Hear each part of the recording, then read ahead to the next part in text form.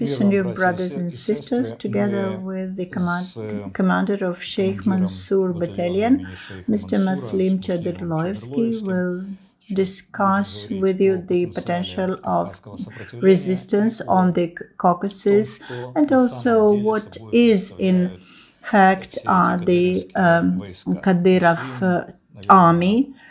Muslim is probably the last commander of the Chechnya resistance. For the 8 years he has been with us in fighting shoulder to shoulder against the Moscow horde. Moscow, which is scared by the Chechens, Kadyrov Chechens, is now would like to scare us. In your opinion, what is this evil Kadyrov pack? What is their nature? The address Assalamu alaikum wa rahmatullahi wa barakatuh. Chechen language. Greetings to all of the people who are listening to us, who are watching this video. We discussed it the previous time, and we would like to speak in more detail about certain issues. The so-called Chechens, who call themselves the Putin infantry, the Kadyrov army, Kadyrov warriors, they are in fact traitors of the Chechen people. They have betrayed their history, their land, their brothers, their people. They betrayed. They betrayed it for their personal profit. For they have sold themselves to Putin and to Putin regime. Of course, they are scary, but this is basically the civilians, people who do not want to fight, who do not want disorder on their streets. These people are afraid of Kadyrov army, Kadyrov troops. Of course, this is not what the civilians are looking for. But for the military, who are not afraid, who should not afraid, there is nothing to be afraid of. Yes, the Kadyrov army has been trained like fighting dogs by Putin and his FSB system. They have demonstrated their skills during the competitions. They have earned points or rewards. But now we're dealing not with the competitions. It is not about sport, it's about war. And this war will demonstrate the skills, and those who are right, those who are fighting for the right cause, fighting for their honor, for their independence, for their land, those people will win. And that is exactly what Ukrainians are doing and other people living in Ukraine. We are the freedom-loving people of Chechen Republic of Ichkeria, the republic that has been captured by the Russian Putin system.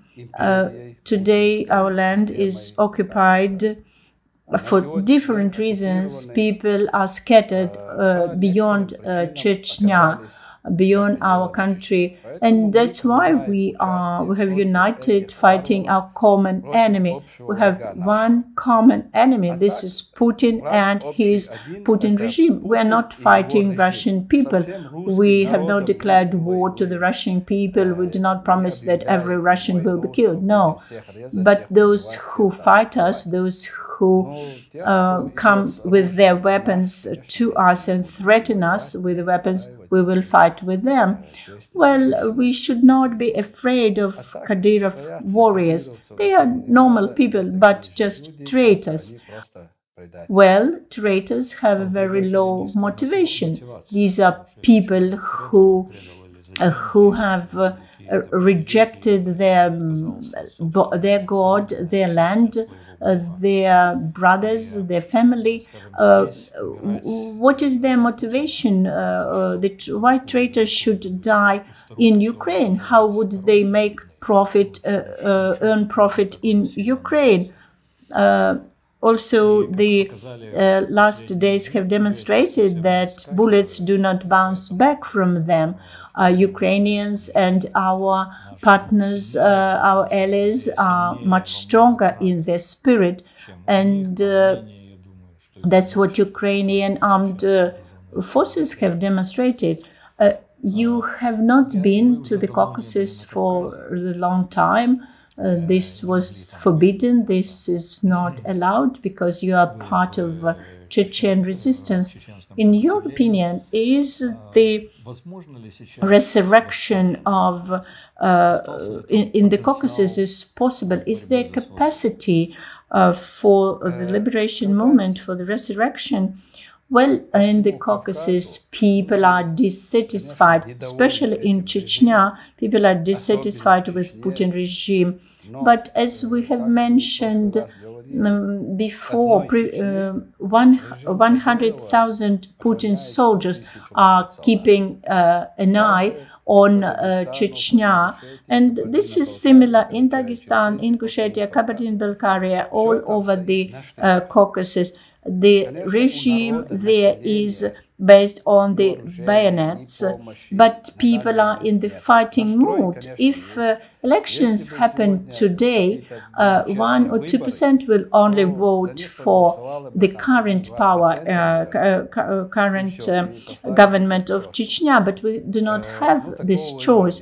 The Putin power is based on the bayonets. People are looking for support. People are ready to resurrect, to upraise, if only they would have some assistance, some support.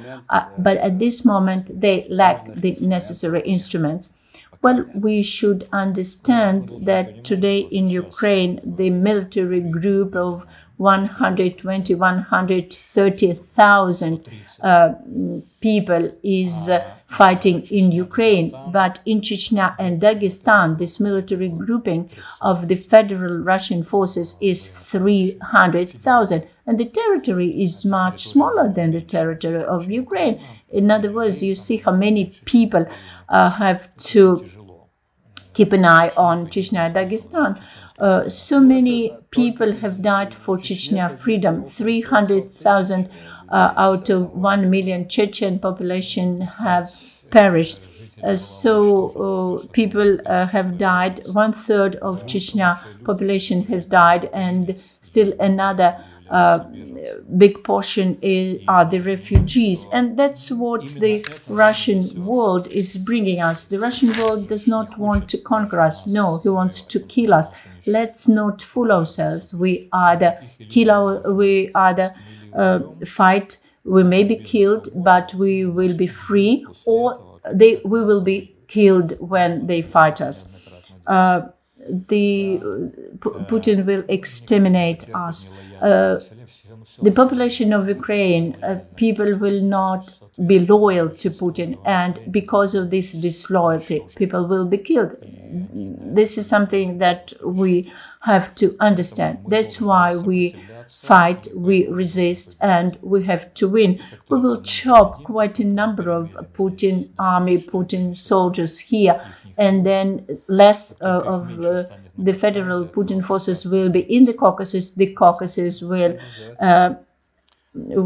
rise, the Caucasus will elevate. And that's how we see our task, to bring freedom to all the occupied people, and first of all, people of the Caucasus. We have long established traditional links, ties with these people, with Chechnya people.